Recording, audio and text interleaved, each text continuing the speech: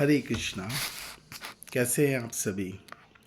देखिए, ये जो चित्र मैंने अपनी इस वीडियो में डाला हुआ है, ये चित्र मुझे बहुत पसंद है। पसंद इससे ये है कि इसके अंदर भगवान श्री कृष्ण, जिनकी हर लीला बड़ी अद्भुत है और हर लीला कुछ ना कुछ हमें प्रेरणा देती है। इसमें भगवान श्री कृष्ण जो हैं वो एक बूढ़ी माता जो एक फल बेचने वाली है, इस पे अपनी दया दिखा रहे हैं। ये जो बूढ़ी माता है ना, एक बार पूरे नंदगांव में फल बेच रही थी कि फल ले लो, फल ले लो, फल ले लो।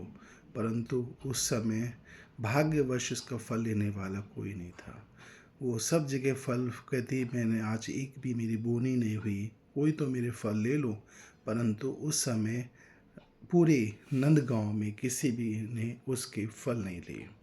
हार थक वो जो बूढ़ी माता थी, वो भगवान श्री कृष्ण के नंद भवन में गई।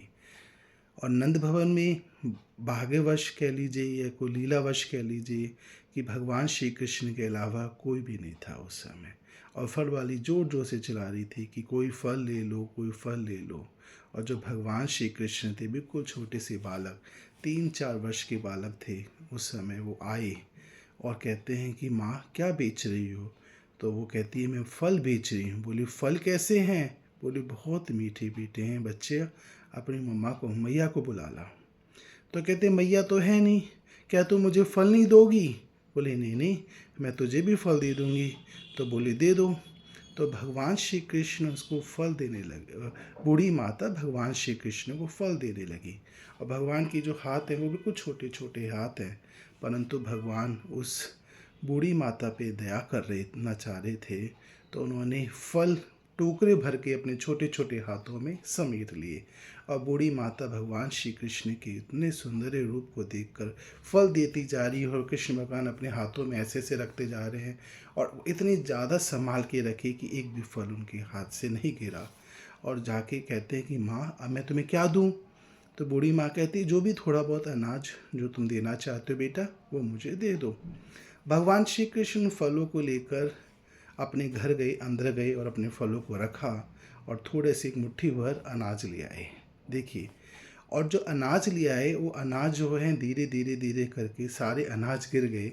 और रास्ते में जब अपने महल से बूढ़ी बूढ़ी माता के पास पहुँचे, तब तक वो सारे अनाज गिर गए, कुछ गिने चुने दाने रह गए। वो दानों को उन्होंने कहा माँ मेरे पास तो यही है। उन्होंने वो बूढ़ी माँ को दे दी और बूढ़ी माता बड़ी प्रसन्न हो गई।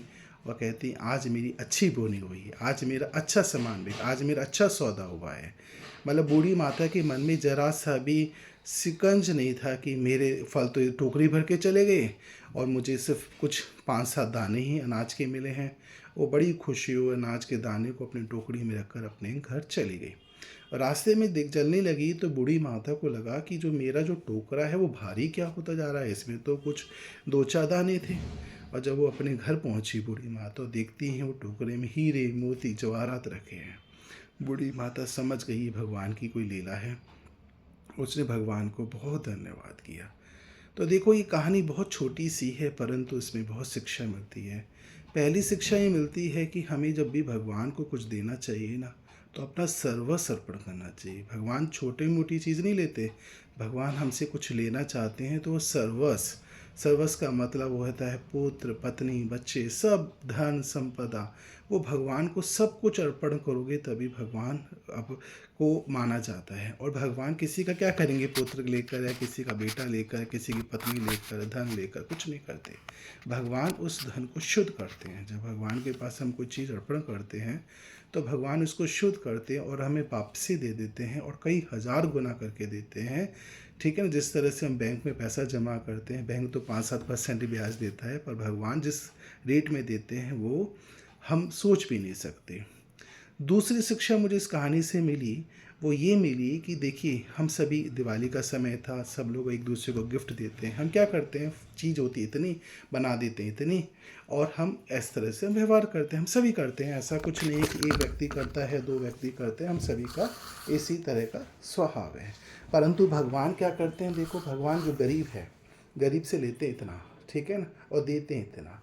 और उस वो जितने में जो देते हैं ना भगवान, जो गिने चुने 5-7 दाने देते हैं, वो एक्चुअल में 5-7 दाने नहीं होते, उस बुढ़िया की ज़िंदगी भर की काया पलटने के लिए बहुत होते हैं। तो हमें भी सभी को, जो गरीब व्यक्ति है, अगर वो हमें कुछ देना चाहता है तो हमें स्वीकार करना चाहिए, खुश होकर करना चाहिए, जिस तरह से भगवान ने स्वीकार किया।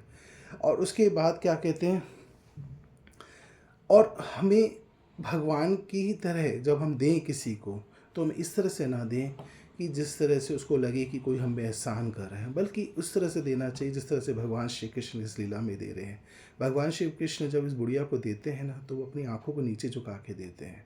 तो हमें भी कभी किसी गरीब को, किसी भी को भी देते हैं, तो हमें इस तरह से ही देना चाहिए कि हम नहीं दे रहे, वो परमात्मा हमें दिला रहा है। और देखिए, ईश्वर को अगर हम ऐसे हाथ हमारा हम आज बना रखा है, तो ईश्वर को कितनी देर लगती है इस हाथ को ऐसे से ऐसे कराने में? कुछ पल नहीं लगते। मैंने अपने जीवन काल में बहुत सारे व्यक्ति देखे हैं जो बहुत धनी थे, बहुत समृद्धवान थे, तो वो किसी समय में ऐसा देते थे और वो ऐसे बन गए। तो ये भगवान को करने में देर नहीं लगता, इसलिए भगवान को अपना सर्वस्व देना चाहिए, जिस तरह से बुढ़िया माता ने दिया। भगवान के को देने में कभी घाटा नहीं होता। ब्राह्मण को, भगवान को, गरीब को, और कभी हमें उसमें नहीं सोचना चाहिए कि हम क्यों दे रहे हैं। ये एक भगवान ने बेसिकली हमें इसलिए धन दिया है, इसलिए संपदा दी है कि हम किसी की मदद करें। भगवान जिस व्यक्ति से कोई अच्छा कार्य कराना चाहते हैं उसी से कराते हैं, अन्यथा ईश्वर नहीं कराते। तो वो भगवान का आपके ऊपर एहसान है। आप भगवान के ऊपर एहसान नहीं कर रहे, बल्कि भगवान का एहसान है कि आप कोई अच्छा कार्य कर रहे हैं। तो जिस तरह, और भगवान को दान करते समय पराए मैं देखता हूँ बड़े लोग सोचते हैं, अरे मेरे 100 रुपये दान हुए, मैंने 100 दे दिए, मैंने 5 रुपये दी, 10 रुपये दे दी। उसमें भी हमें बुढ़िया की तरह शिक्षा लेना। उसका फल का टोकरा भगवान श्री कृष्ण ने पूरा स्वीकार कर लिया। उसने परा जरा सा भी नहीं सोचा, अरे मुझे इसके बदले में बच्चा क्या देगा, इसकी माँ तो है नहीं, इसके बाबा तो है नहीं। बुढ़िया ने एक बार भी नहीं सोचा। इसीलिए भगवान के लिए हम जो भी कार्य कर रहे हैं उसमें हमें जरा भी नहीं सोचना चाहिए। जो व्यक्ति भगवान के कार्य में सोचता है, फिर भगवान भी उसके साथ सौदा करते हैं, और भगवान के साथ सौदा बड़ा खतरनाक पड़ जाता है। इसलिए भगवान को अपना सर्वस्व देना चाहिए। और भगवान जो हैं वो अपने भक्तों की लाज रखते हैं, और वो अपने भक्तों के घर में कोई कमी नहीं रखते। और हमें भगवान का हमेशा शुक्रिया करना चाहिए। कुछ लोगों की जरा जरा सी कमियां रह जाती है जीवन में, वो भगवान को कोसते रहते हैं, पर भगवान को कभी भी कोसना नहीं चाहिए। भगवान का विधान, भगवान का जो कार्य है वो बहुत दिव्य है, बहुत दिव्य है। भगवान को जो भी चीज़ दो, बढ़िया से बढ़िया दो। फल भी दे रहे हो भगवान को, अच्छा दो। कुछ वस्त्र भी दे रहे हो, अच्छा दो। कुछ भी भगवान को अर्पण कर रहे हो, अच्छा दो। घटिया चीज़ें जो होती हैं वो भगवान को कभी भी अर्पण नहीं करना चाहिए। तो मुझे लगता है कि मैंने इस कहानी के द्वारा जो सीखा वो मैंने आपको बताने की कोशिश करी, कि भगवान जो चाहते हैं, है ना।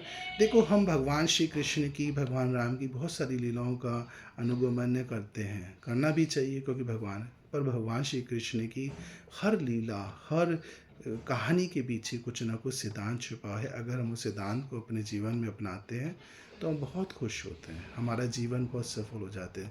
देखो, भगवान ने जाति पात छुआछूत नहीं करा। वो बूढ़ी औरत जो थी वो किसी भी जाति की हो सकती थी, फल बेचने वाली थी, परंतु भगवान ने उसको माँ कह के बुलाया। तो हमें कोई भी बूढ़ा व्यक्ति या कोई भी हमें बड़ा व्यक्ति दिखता है, हमें, जैसे आजकल का ट्रेंड है कि हम जाति को, अमीरी और गरीबी के बेसिस पे हम बहुत ज़्यादा उसके साथ शब्द भी बोलना शुरू कर देते हैं। नहीं करना चाहिए। भगवान ने उस बूढ़ी माता को मैया कहा, और वो जो मैया शब्द कहा, तो बूढ़ी माता का हृदय एकदम बदल गया, और उन्होंने अपने सारे फल के टुकड़े दे दिए। तो जो भगवान को ये सब व्यवहारिकता जो करते हैं, भगवान उसमें भेदभाव नहीं करते, तो हम क्या हैं? We are nothing in the front of God. हमारे पास फॉल्स ईगो के अलावा कुछ नहीं है। तो हमें भगवान के से ये सब शिक्षा लेना चाहिए, और भगवान की पुस्तकों को पढ़ना चाहिए, क्योंकि जो भगवान की पुस्तकें होती हैं, जो हमें वो दिव्य ज्ञान देती हैं, वो हमें कहीं से नहीं मिलता। हरे कृष्ण।